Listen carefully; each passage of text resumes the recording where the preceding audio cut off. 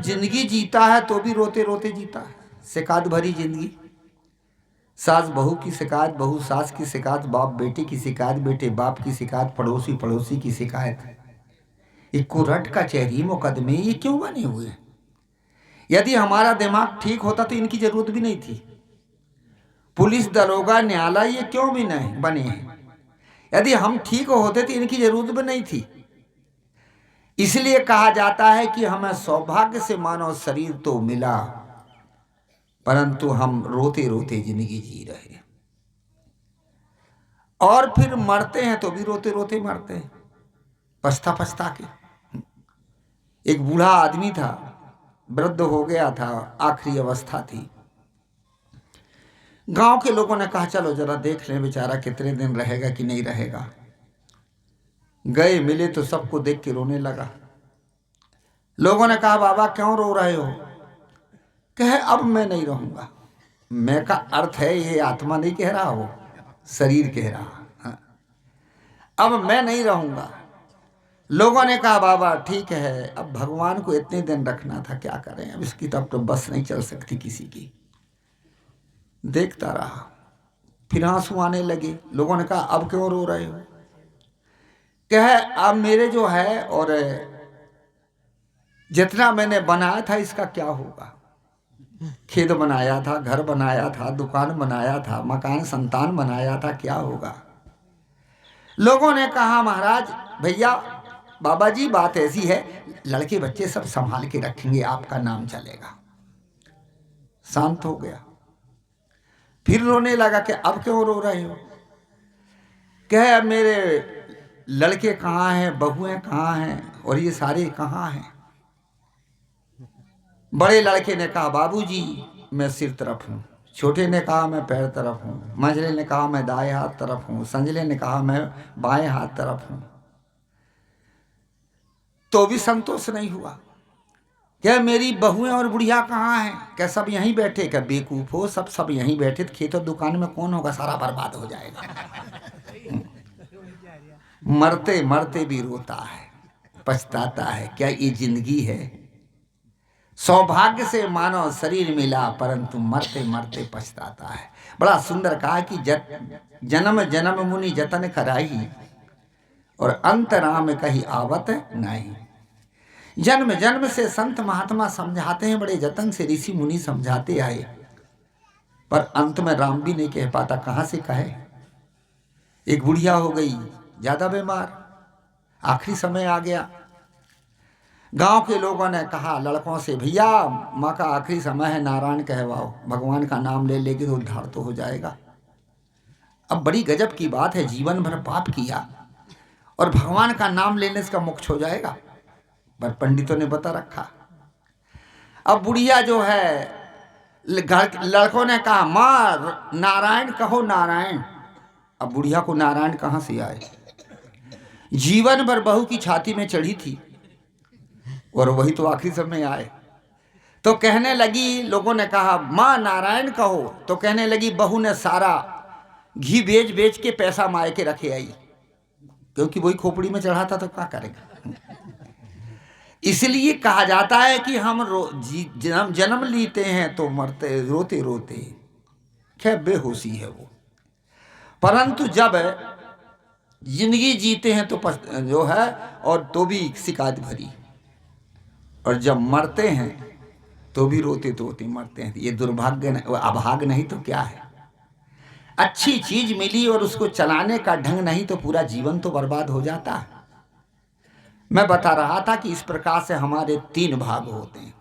सौभाग्य से मानव शरीर मिला, अब सौभाग्य को हम आगे पुरुषार्थ से बढ़ाएं। हाथ पैर बांध के बैठे रहो और कहो कि अजगर करे न चाकरी, पंछी करे न काम, और दास मलूका कह गए सबके दाता राम। तो राम कहीं अलग से दे देगा क्या? और सब कुछ राम देता थी, खेती बाड़ी धंधा व्यापार की जरूरतें क्या थी, राम ही दे देता ना सब। नौकरी बनीज व्यापार की आवश्यकता क्या थी?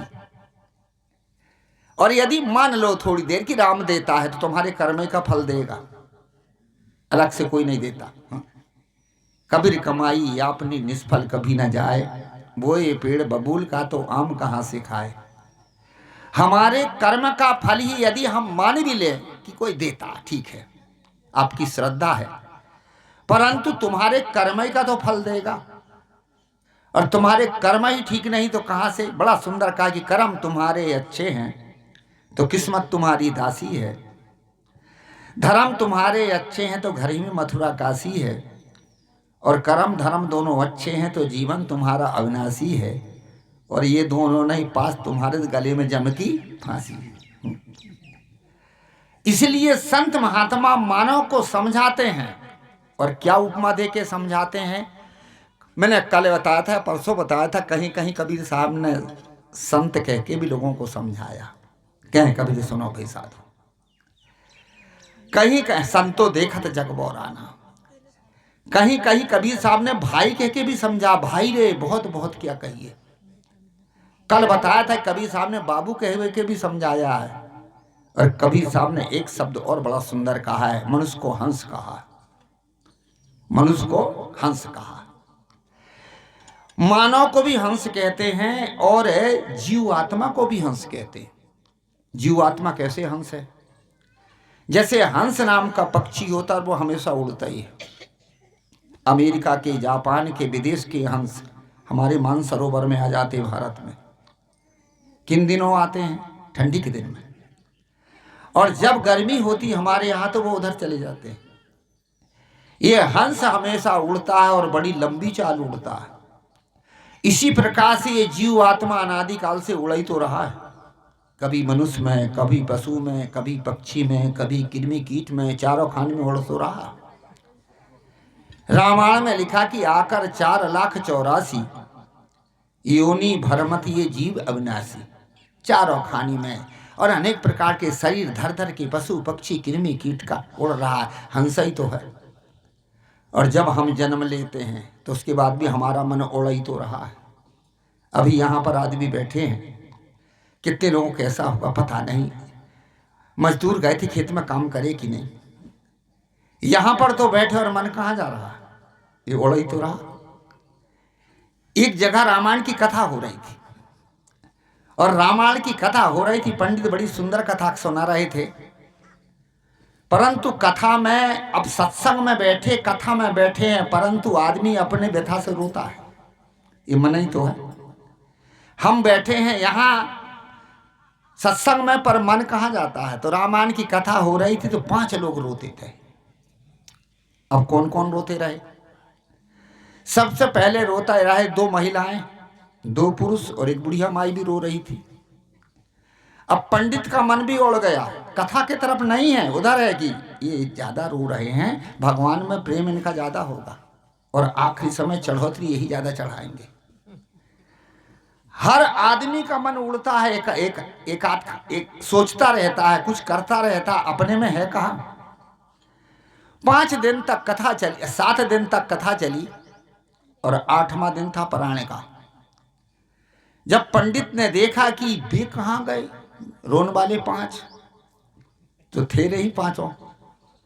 अब देखो मंदिर का, पंडित का मन कहां उड़ गया, कथा के तरफ नहीं है, लक्ष्य उधर है। तो कहां गए? लोगों ने कहा कौन? के 5 जो रोते रहे, ये नहीं आए महाराज, बुला के लाए। अब 5 को जब बुला के लाए तो आए, उन्होंने कहा महाराज बहुत सारे लोग नहीं आए, हमें ही क्यों बुलाया गया? अरे क्या तुम्हारा प्रेम भगवान में था?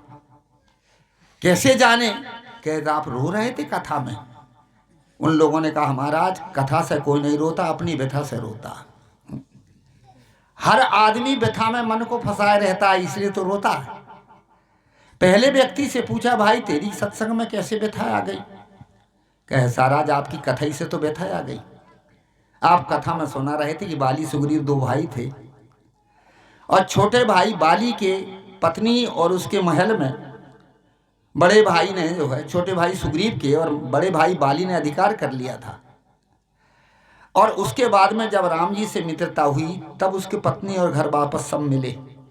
वही कथा सुन के याद आ गई, 17 साल पहले मेरे भाई ने खेत में और घर में अधिकार कर लिया था, और अब पंचायत से सुझाव होने पर मिल गए, पर वो क्यों रहा? कि वो पुरानी बात याद करके, यही तो मन है। दूसरे व्यक्ति से पूछा, भैया तू क्यों रो रहा है? अरे कह, मैं भी तो अपनी कथा से, आपकी कथा से थोड़ी रहा, तो मेरी व्यथा से रोता था। सत्संग में भी व्यथा कैसे आ गई? कहे, आप कथा में सुना रहे थे कि रावण ने और अपने छोटे भाई विभीषण को बड़ी सभा में लात मार के नीचे गिरा दिया था, और वही कथा सुना तो मुझे भी अपनी व्यथा याद आ गई। 10 साल पहले की बात है, मेरे भाई के इस घर शादी थी, निमंत्रण नहीं मिला, अनबन थी, और वहां जब गया तो वहां पर अपने मित्रों आदि से मिलने चला गया था, पर सबके बीच में कॉलर पकड़ के मेरा अपमान किया था, इसलिए याद कर रहा था। पंडित ने सोचा कि ये दोनों बेकार निकले, हम महिलाओं से पूछें। उनकी तरफ ज्यादा लक्ष्य गया। पहली महिला से पूछा, बहन तुम भक्ति वाली हो, भगवान के लिए तुम रोती रही होगी। क्या महाराज, हमने पहली महिला ने कहा, महाराज 40 साल की होगी, भगवान देखी नहीं तो रो कहाँ से? फिर रो क्यों रही थी? कि आप अपनी कथा में सुन रहे थे ना कि भगवान श्री रामचंद्र जी की पत्नी माता सीता रावण ने हर के ले गया, बड़े मुश्किल से लड़ लड़ा के रावण से लाए, और अंत में धोबी के कहने से फिर वनवास में निकाल दिया गया। वही कथा को सुन के महाराज मेरी भी व्यथा याद आ गई कि 20 साल पहले मेरे पति ने मुझे घर से बाहर कर दिया था, परंतु अब बुला लिया है, ले लिया है, तो फिर रो क्यों नहीं? कि वो 20 साल की बात याद कर रही। पुराने बोझा को लिए बैठे हैं आदमी, कहां से सुखी हो? दूसरी महिला से पूछा, बहन तू तो भगवान के लिए रो? महाराज मैं भी तो 50 के लगभग पहुंच रही हूं, तो फिर रो क्यों रही थी? क्या महाराज आपकी कथा से नहीं, आपकी कथा से व्यथा पैदा होकर मैं व्यथा से रो रही थी। क्या तेरी क्या व्यथा थी? क्या मेरी ये व्यथा थी कि आप कथा में सोरा रहे थे कि महादेव जी की प्रथम पत्नी सती जी और उसके पिता के यहाँ यज्ञ था, और उस यज्ञ में जो है बिना बुलाए ही जो निमंत्रण सब घर मिला, पर महादेव घर नहीं मिला, तो बिना निमंत्रण के चली गई थी। तो यज्ञ की वेदी, स्वागत सत्कार नहीं हुआ तो यज्ञ की वेदी में कूद के मर गई। महाराज इसी प्रकार से मुझे याद आ गया कि मेरे भाई और मेरे माता पिता भी 20 साल पहले मुझे नहीं बुलाते थे, परंतु अब बुलाने लगे हैं, तो अब तो ठीक है। ठीक तो वह पुरानी बात को याद करके रो रही थी। अब नंबर आया बुढ़िया माई का। पंडित ने कहा, ओहो बुढ़िया माई है बेचारी, ये तो जरूर भगवान के लिए रोती रही। बुढ़िया से पूछा, माई तू तो भगवान के लिए रोती रही ना? अरे क्या महाराज 80 साल की होगी, भगवान देखी नहीं तो काय के रो? फिर रो किस लिए रही थी? कहे महाराज आप कथा में सुना रहे थे, वो आप जो है इसलिए रो रही थी कि मेरी एक 17 साल की लड़की थी, और वह राजबा 17 साल की उम्र में मर गई, और जैसे आपके एक कपड़ा है पोथी बांधने का लाल लाल, ऐसे ही मेरी लड़की की ओढ़नी थी, और वही लाल लाल कपड़ा देख के लड़की की ओढ़नी देख करके याद आ रही थी, इसलिए रो रही थी। और ज्यादा तो इसलिए मैं रो रही थी कि महाराज एक बकरा पाली थी, और जैसी आपकी दाढ़ी ऐसे ही मेरे बकरा की थी। एक दिन महाराज एक जानवर ने खा गया, और वो अपने बकरा को याद करके आपकी दाढ़ी देख देख के रो रही थी कि मेरा बकरा भी ऐसे दाढ़ी हिलती थी जैसी आप कथा में हिलाते हो। पंडित ने सोचा, जब बुढ़िया ने मेरी दाढ़ी में भी नंबर लगा लिया। ये है आदमी की व्यथा। मैं बताने जा रहा हूं कि हमारा मन उड़ता है, यही तो हंस है, हमेशा उड़ते ही चला आ रहा, स्थिर कहाँ रह पाता है। थोड़ी सी कठिनाई, थोड़ी सी परिस्थिति जीवन में आई, मन भटक जाता। कितने कितने लोग पागल हो जाते हैं, कितने कितने लोग और कैसे कैसे आत्महत्या कर लेते हैं। इसलिए हंस कौन है? ये चेतन आत्मा है। दूसरे नंबर में हंस कौन है? हंस ये मानव है। जैसे दूध और पानी को अलग अलग करने की क्षमता ये हंस पे है, ऐसे ही मनुष्य में भी सत्य और असत्य परखने की क्षमता है। दुख और सुख समझने की क्षमता तो सभी प्राणी में है, पर सत्य क्या है, असत्य क्या है, सही क्या है, गलत क्या है, ये कौन समझता है? ये हंस चेतन मनुष्य ही समझता, पशु नहीं समझते। पशु को तो जो दे दो बस खा लेगा, पी लेगा, पर आदमी तो समझ सकता नहीं अच्छी चीज है बुरी चीज है। पर इतना अंधा हो गया है कि अपने हंस पद को भी छोड़ करके खाने योग्य चीज भी खाता और नहीं खाने योग्य चीज भी नहीं खाता। गाय बैल भैंस के आगे आप और मांस का धोवन यदि रख दो नहीं पिएगा, है ना। और शेर के आगे आप चारा या रोटी धरो तो नहीं खाएगा। मांस खाने वाला जानवर घास नहीं खाता, अन्न नहीं खाता। और जो अन्न खाने वाला चारा खाने वाला जानवर है वो मांस नहीं खाता। पर आदमी ऐसा हंस बन गया गपड़ सपड़ की सब खा लेता है। जो भी मांस भी खाता है, घास भी खाता। ये कह रहा था गुरुजी घास कहाँ खाता है। मैंने कहा ये बीड़ी तमाकू आदि घास ही तो है, गांजा फांजा ये घास ही तो है। और अनाज भी तो पहले घास होता है, तब उसके बाद दाना पड़ता था, वो अनाज होता है। कहानी का तात्पर्य है ये मनुष्य को ही सदगुरु कबीर ने हंस कहा है। हंसा संशय छुरी कुहिया, गैया पीबे बसरुए दुहिया। हे हंस चेतन, तुम संदेह रूपी छुरी में काटे जाते हो। मैंने किसी से सुना था संतों से कि जब हंस के गले में छुरी यदि ले जाए तो फट से खींच लेता गले को, नहीं कटता जल्दी से।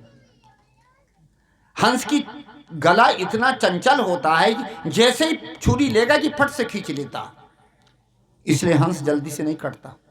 पर कबीर साहब की भाषा वाली उलटबासी है, वो उल्टी बोलते। ये कह रहा थे कबीर साहब उल्टे क्यों बोलते थे। उनको हमारी खोपड़ी उल्टी इसलिए समझाने के लिए उल्टे बोलते थे। एक गांव में मैं पहुंचा तो वहां पर सत्संग था। एक पंडित जी आ गए। पंडित जी लोगों से पूछा कि महाराज कहाँ के हैं। क्या बुरहानपुर के। कबीर पंथी के। हाँ। तो उसने व्यंग कस दिया। उसने कहा कि कबीर दास का उल्टा ज्ञान और आगे भोजन पासे स्नान। तो मैंने पंडित जी से कहा पंडित जी कबीर साहब का ज्ञान उल्टा कहाँ, बड़ा सीधा ज्ञान है वो तो। जैसे गीता में लिखा कि ईश्वर सबके हृदय में विराजमान है, रामायण में लिखा कि अस प्रभु अछत हृदय अभिकारी, प्रभु सबके हृदय में है। वही बात कबीर साहब ने भी कहा, हृदय बसे ते ही राम ना जाना। तो ज्ञान कहाँ उल्टा, वो तो एक है। अरे कह उल्टा का अर्थ है वो भगवान परमात्मा नहीं मानते थे। जो भगवान परमात्मा मानता वो पूजा पाठ करता तो पहले नहाता है धोता है तब पूजा करता है। और ये ऐसे ही खा लेते थे। उनको पंडित जी कबीर साहब का बिल्कुल सीधा ज्ञान है। कि कैसे सीधा ज्ञान है। हम क्या आप कह रहे थे कबीर दास का साहब का उल्टा ज्ञान, पर उल्टा नहीं है, सीधा है। आगे भोजन पाछे स्नान। अरे जब कोई भोजन करता तो थाली आगे धरता कि पीछे। क्या आगे तो ठीक तो है, आगे भोजन।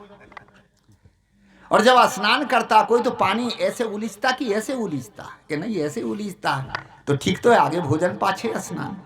अरे कहे आप लोग कबीर पंथी बड़े चालाक हैं। सदगुरु कबीर का ज्ञान बड़ा सीधा है, पर लोगों की खोपड़ी उल्टी है।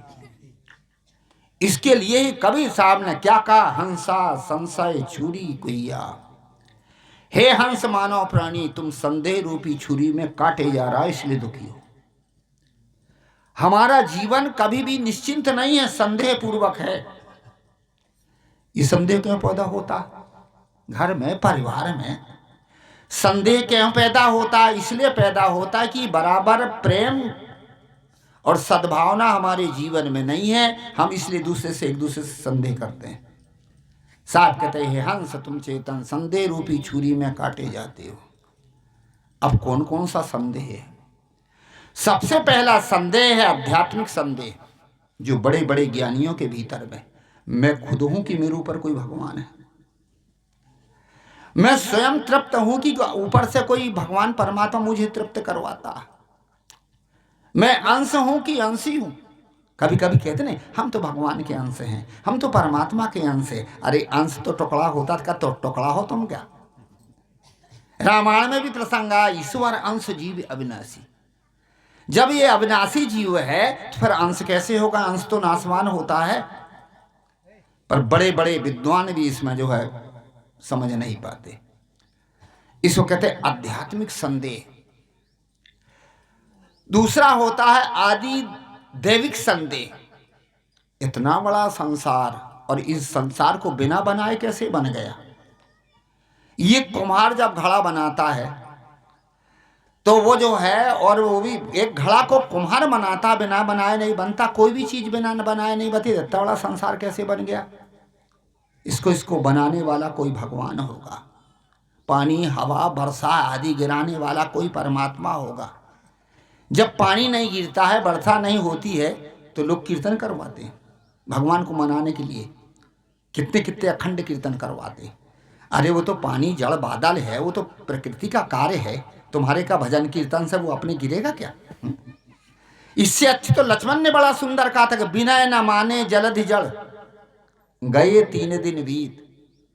जब राम जो है प्रार्थना करने लगे समुद्र से कि रास्ता दे दो दे दो, तो लक्ष्मण ने क्या कहा था, ये जड़ है, ये ना मानने वाला नहीं है। और आज बड़े बड़े समझदार लोग रामायण पढ़ते हैं तो भी जड़ को कहते हैं। एक मेरे से कह रहा, तो गुरु जी ये जड़ चीज देवता है कि नहीं? मैंने कहा है देवता। पानी देवता है, आगी देवता है, हवा देवता है, सारी चीज देवता है, परंतु ये उपयोग का देवता है, पूजा करने का नहीं। और उपयोग भी ठिकाने से करोगे तो देगा, और पानी में डूब मरोगे उपयोग ठीक से न करो तो। और अग्नि में भी उपयोग ठीक से न कर तो जल मरोगे।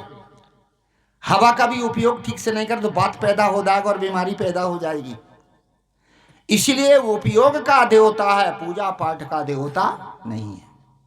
पूजा पाठ का देवता कौन है? ये मनुष्य ही है, उपासना का देवता। हम इन चीजों को समझते नहीं और जड़ देवी देवता मान मान करके हम संदेह में पड़े। मैं बता रहा था, इसको कहते आध्यात्मिक संदेह। इतना बड़ा संसार किसी ने बनाया जरूर होगा। तीसरा संदेह है आदि भौतिक संदेह अपने शरीर के प्रति। पता नहीं बुढ़ापे पर मेरे बाल बच्चे मेरी सेवा करेंगे कि नहीं, पता नहीं मेरा धन मेरे काम में पूरा आएगा कि नहीं, पता नहीं मैं धंधा कर रहा हूं उसमें लाभ होगा कि नहीं, पता नहीं आगे कोई मेरा साथ देगा कि नहीं। अरे साथ कौन देगा? तुम्हारा भागी तुम्हारा साथ देगा। जब माता के गर्भ में आ जाते हैं उसी दिन से माता के आंचल में दूध आ जाता है। कोई चिंता करना पड़ता क्या?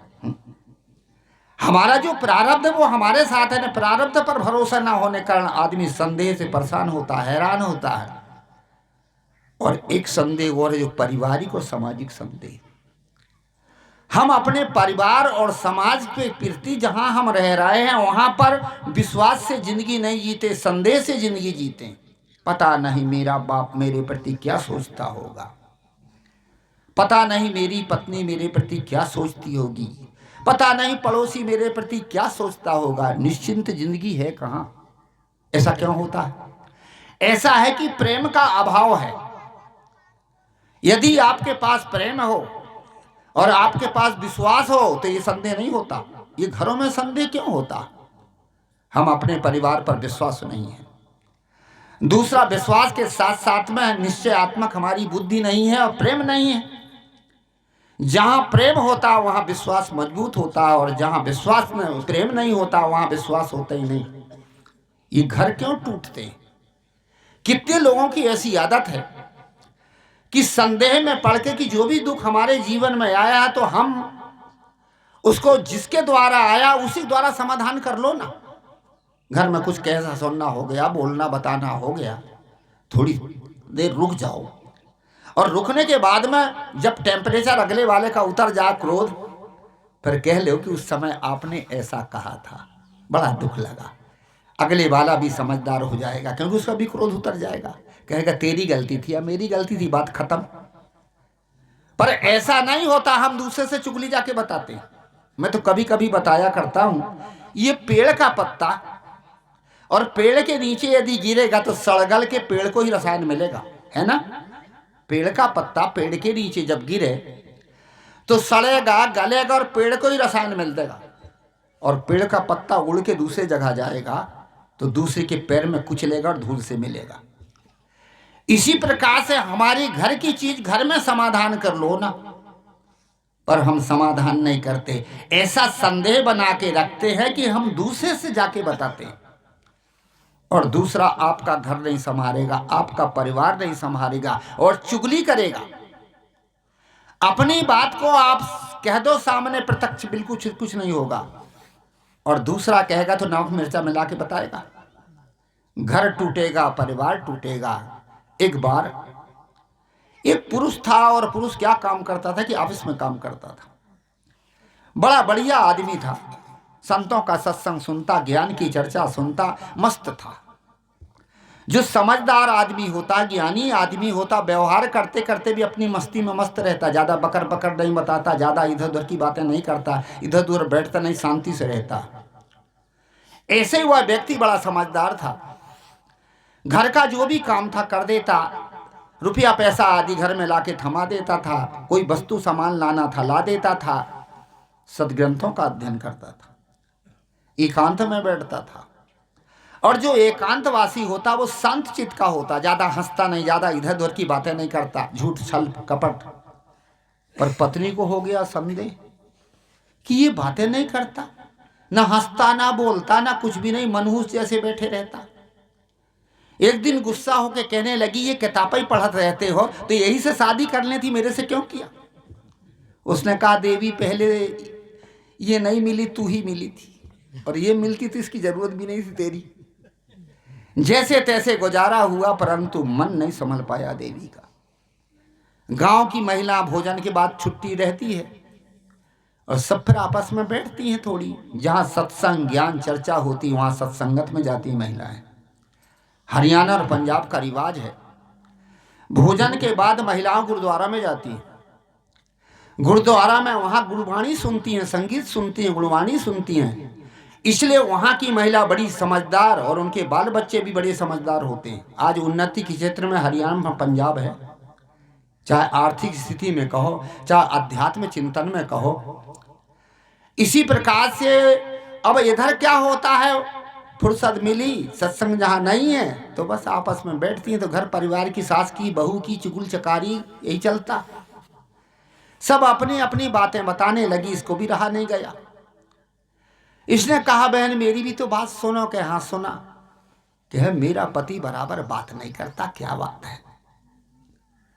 एक ने कहा, अरे हाँ कुछ गड़बड़ हो गया। क्या गड़बड़ हो गया? क्या वो ऑफिस में काम करता है और वहां पर भी महिलाएं ऑफिस में काम करती, हो सकता किसी की नजर लग गई हो, तो दूसरी पत्नी बना के रख लिया हो, तो तेरी वास्ता ही नहीं। और संदेह चढ़ गया। ये क्यों हुआ? विश्वास नहीं, प्रेम नहीं। यदि विश्वास होता, प्रेम होता, को घर नहीं टूटता, परंतु विश्वास और प्रेम की कमी के कारण उसका संदेह और पुष्ट हो गया। शाम का समय हुआ, 5 बजे छुट्टी होती थी, 6 बजे छुट्टी हुई, आया, रात हो गई, एकदम से बरस पड़ी। कहे कि इतनी रात हो गई, अभी कहाँ गए थे? कहे ऑफिस में टाइम ज्यादा लग गया। क्या झूठ बोल रहे हो? यदि किसी को दूसरी पत्नी बना के रखे हो तो मेरी जरूरत क्या है, वहीं कहने बैठे रहे। वो तो बड़ा बेचारा दुखी हुआ, बाल बच्चों को नहीं देखते, परिवार को नहीं देखते, दूसरे के यहाँ बैठे रहते। इतने में क्या हुआ कि बड़ा दुखी हुआ। तो जब आदमी को उल्टा सहदा कह दो सीधे, आदमी को तो बड़ा दुख लगता, तो दुख में नाम लेते, हे प्रभु, हे भगवान, हे सदगुरु। ऐसी जब पत्नी ने कटी जली बात कही तो उसने, वो देवी का उपासक था, दुर्गा जी का, उसने कहा, हे माँ। तब तो देवी और कूद पड़ी। क्या? हाँ मैंने समझ गया, हरामजादी का नाम हेमा है, हेमा। शर्म नहीं लगती? 40 साल की उम्र हो गई, हेमा के पीछे पड़ गए, घर टूट गया, परिवार टूट गया, बर्बाद हो गया। इसको कहते संदेह रूपी छुरी।